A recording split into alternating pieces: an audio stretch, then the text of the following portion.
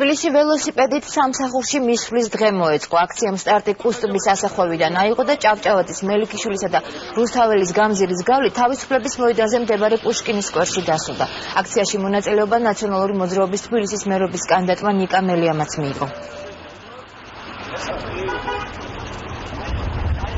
ჩვენ დღეს კიდევ ერთხელ აღვნიშნეთ, მესამე წელია დღე, რომელსაც ეწოდება ველოსიპედით სამსახურში მისვლა.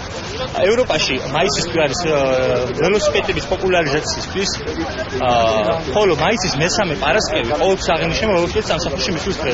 ჩვენ სოციალური ქსელებით დავაორგანიზებთ დღევანდელი ღონისძიება. ძალიან მნიშვნელოვანი და აუცილებელია, რომ ველომოყვარულებს, რომელთაც ძალიან ბევრი არიან თბილისში, მაქსიმალური კომფორტი შეექმნათ ქალაქში. ელემენტარულ უთხოვენ და ეს ელემენტარული აუცილებლად უნდა გაკეთდეს ქალაქში, შესაბამისად მომრავლდება მათი რაოდენობაც, რაც უფრო მეტი ველოსიპედისტი გვეყოლება ჩვენ ქალაქში, მით უფრო სუფთა იქნება გარემო ეკოლოგიურად, მით უფრო უსაფრთხო იქნება. ეს არის ჩემი პირველი ესეთი მსგავსი რეისი, მე ვარ საქსტატი, ახლა 2014 წლის თანამშრომელი და უკვე ძალიან რეისის მე ძალიან მომხრევარ უკვე რომ სამსახურში ვიაროთ ეკოლოგიურად ციხე ტრანსპორტით.